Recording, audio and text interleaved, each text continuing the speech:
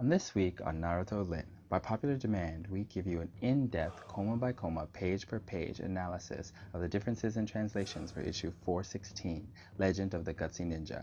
This week, we focus on the translations by translator Hisho Buraiken, often used by Red Hawk, Noisy Scanlations, and Hitsugara Scanlations, translator Sakura, often used by Sleepy Fan Scanlations, and of course, the Japanese Ra.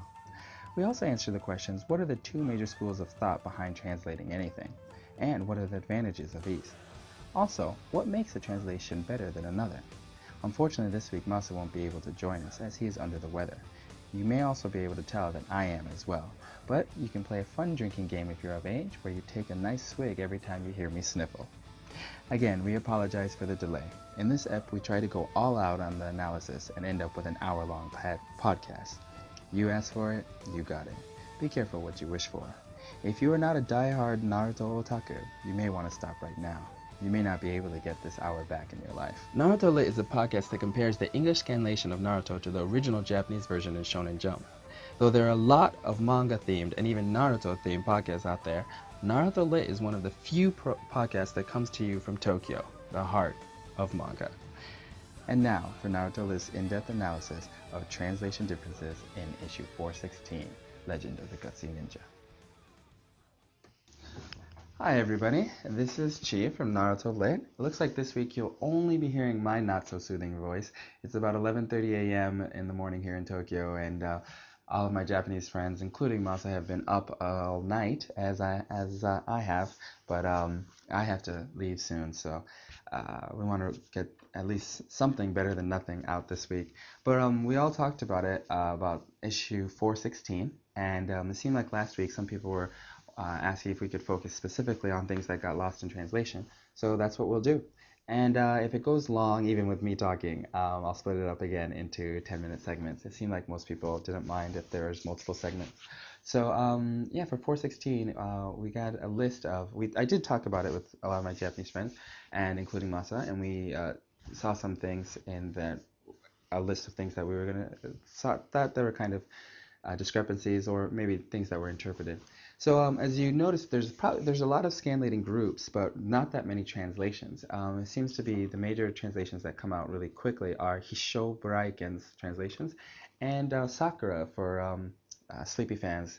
So it's, for instance, if you read Noisy Scanlations / Red Hawks, or you read Hitsugara's translations, they usually use Hisho Buraiken's translations, while Sleepy Fans uses Sakura's. And as someone who's done translations before, there's usually two different modes of translation. You either try to stay as loyal and literal to the Japanese as possible, or you interpret it and try to make it cool, because in the Japanese there's a lot of nuances, and unless you are a Japanese person or an English speaker with some background in the entertainment industry like I am, you know that like just because this is what it says in Japanese doesn't mean that's what it's gonna, when you translate it literally in English, it's gonna have the same feeling. A lot of times you'll have to change the words in English to give off the same feeling that it's giving off in Japanese.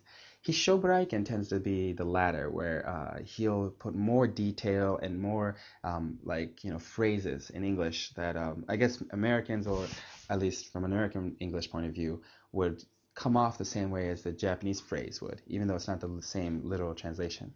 Sakura tends to be more of the, from my point of view and my experience, to be in the type that does the literal translation. There's advantages and disadvantages to both. With the literal translation, a lot of times, of course, you're not going to get that coolness, and it might come off as a little campy or cheesy.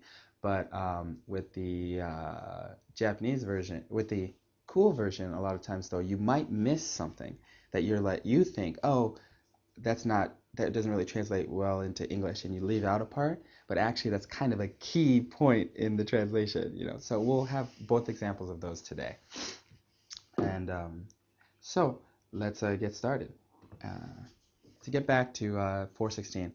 So we'll start from the start. We want to say thanks to Red Hawk / Noisy Translations for putting their initials in each page title. Makes it a lot easier when you're taking notes to know which group just wrote the page that you're looking at.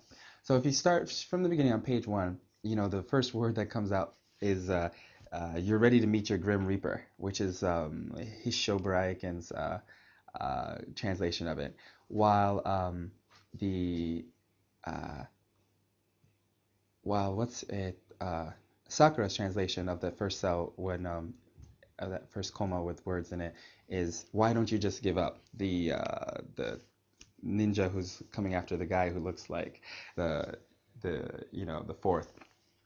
And so right there you can see that the next one right after that the Hishoburaiken version says that I'm tired of playing tag, which seems a little bit campy.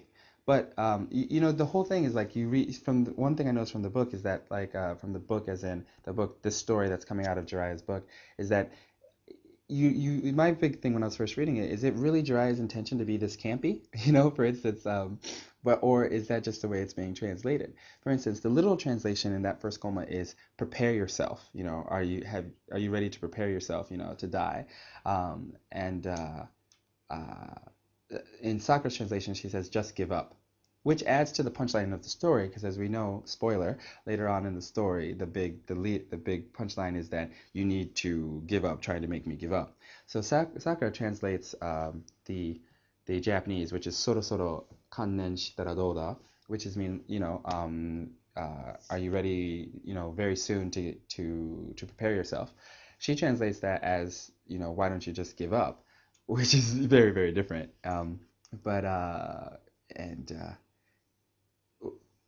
Hishoburaiken decides to translate it as, are you ready to meet the Grim Reaper? Both of those seem, why don't you give up seems kind of like, and Grim Reaper seems kind of like a little too over the top, but whatever. And then, but the next part where he says, I'm ready to, in Sakura's translation of the next thing he says is the assassin ninja says is I'm tired of playing hide and seek, while Hishoburaiken's translation is I've played enough tag for today.